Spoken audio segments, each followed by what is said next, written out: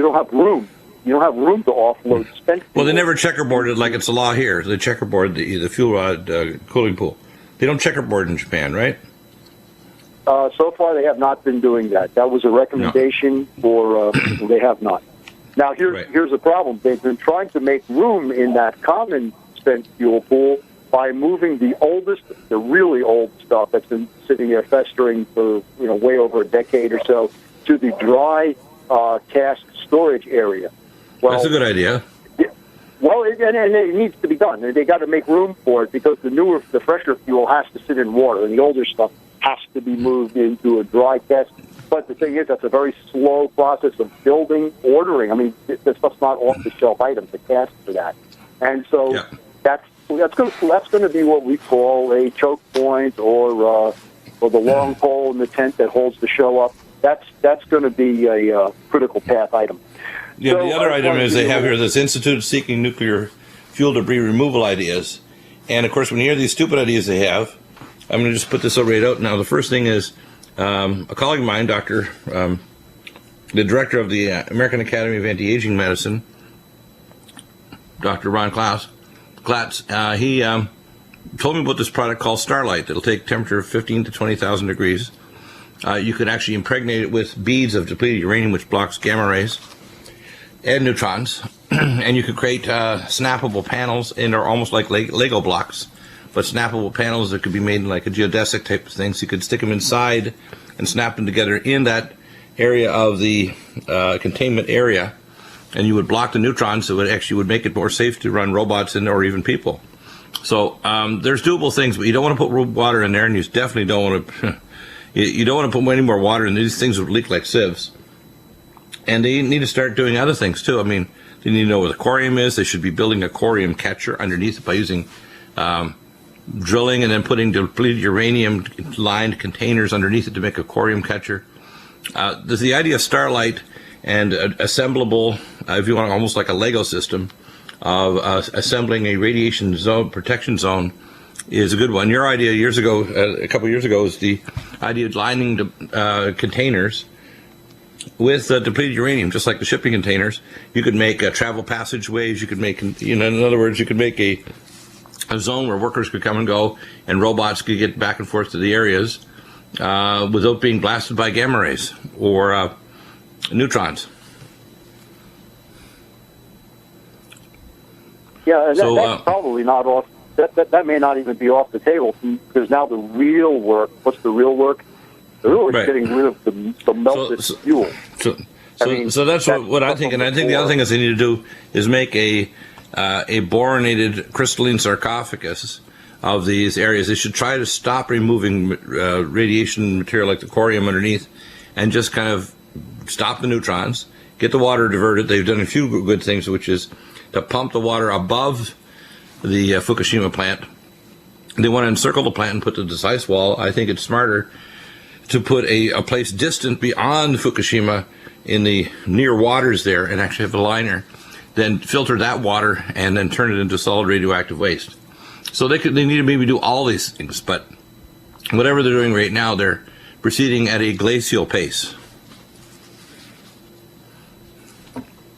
Yeah, and so because there really is a lot of uncharted territory, but in the end, TEPCO has actually opened up their resources, that is the world's resources, and they're asking for help. Officials are urging engineers to study new technology that can monitor fuel debris in a highly radioactive atmosphere and protect workers without the use of water. Now, that goes back to what you were saying.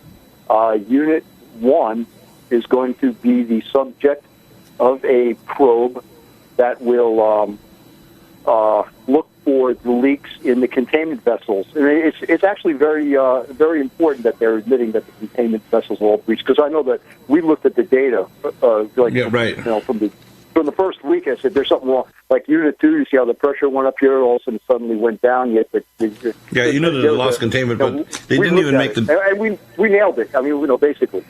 Yeah, in fact, I think I would say, I'm going to give you that credit, because I think you noticed right away that, hey, this anomaly is only seen when you lose containment. When you hear, again, this new director, Kazuhiro Suzuki, I'm kind of pleased with him at least opening up the ideas. We've talked over the last 3 years, and in this new ebook that's coming out, virtually most of the major issues that need to be dealt with Fukushima, we have a technical and a nuclear engineering answer to the problems. We have a personal protection answer, and we have an answer to other plants that are in similar danger of not necessarily tsunamis but earthquakes, because most of the reactors in the world are on coastal areas. The reactors along the coast of Europe, Great Britain, North America are all in danger of being hit by the Cumbre Viejo supervolcano tsunami, because that has been slipping for 30-some years. When it goes, it'll be an 800-foot high wall. It'll travel 100 to 300 miles inland in North America, estimated to kill 85 to 115 million Americans, and it will make all our radioactive nuclear reactors spew radiation, making Fukushima look like a garden party. But we're not downsizing them. We're not getting rid of them. They're not switching over to liquid natural gas. And we're not also talking to the public honestly about how we take big earthquakes in terms of small by almost like noise canceling technology, so we can take the future big one that could hit Fullerton, California, or any other area like New Madrid, and then release that energy in the rocks using harmonic technology. We need to start looking at all these tornadoes. I know from talking to some of my engineering friends, we could hit those with plasma cannons and unwind those air mass systems and plasma physics, and they wouldn't turn into tornadoes. They'd turn into little dust devils and do no damage at all. There's no excuse for us not applying our brains to solve this problem. We have better questions, and we have real proposed technology to solve it. When we come back, we're going to talk about it specifically.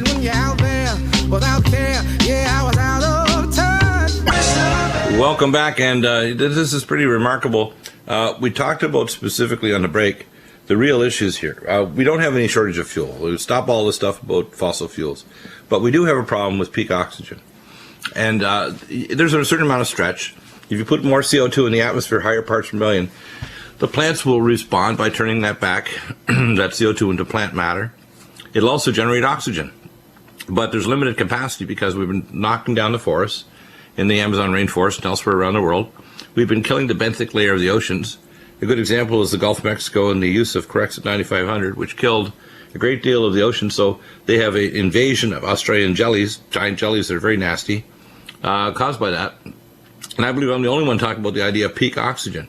That's the real issue. Not peak fuel, peak oxygen, which means we need nuclear fusion technology. We need safe technology that doesn't generate electropollution like current solar or current wind technology. We need plasma fusion engines. We need other technologies like solar to hydrogen, where basically your solar cells, you bioengineer these little cells of we call the nucleoplasts of phytoplankton and of plants. So then they don't generate sugars, they generate hydrogen. And that can then be concentrated in an adsorbing engine, so you don't end up with an explosion because you don't have hydrogen like the Hindenburg. You have it adsorbed to an engine surface with a very large surface area. These are all possible. But the idea that we can just ignore the old nuclear technology and not move to fusion or safer technology, and by the way, most of these even the newer ones, I don't think I consider very safe. Thorium, CANDU reactors from Canada, pebble bed reactors, and they're a hell of a lot better because they're not going to go critical, but they have the problem with disposing of the radioisotopes. At the very least, we need to get all the material off. I mean, even when they close a plant, if they find a lot of these plants not viable, and they're going to have all the nuclear material sitting on site. Most of the cooling pools are in these casks. So I think that we need to be proactive in terms of the way we handle these things rather than waiting till we, quote, a century disaster happens and then we end up with a good part of the North American continent uninhabitable, which is very possible, by the way. So my take on nuclear is move to safer nuclear technology, get the material off-site, move to nuclear fusion technology, plasma and from the solar system and cosmos, plasma from like nuclear fusion technology, like the muon fusion engines developed in a company out of Vancouver.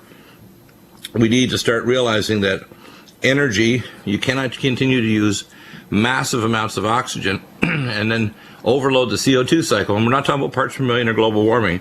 We're just talking about the fact that if the oxygen level starts to drop because you overdraw from that reservoir, people won't be able to breathe unless they are in a city or are getting supplemental oxygen. That's not good. And then you start seeing the death of the biosphere, where you overload it to the point where Plants can survive, but animals won't. And that's very real.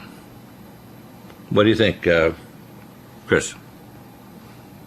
Well, I think the new globalist guys don't care about that as much as forcing us to live in domed cities where they could control every aspect of your life. And exactly, which is part of the reason why they want this.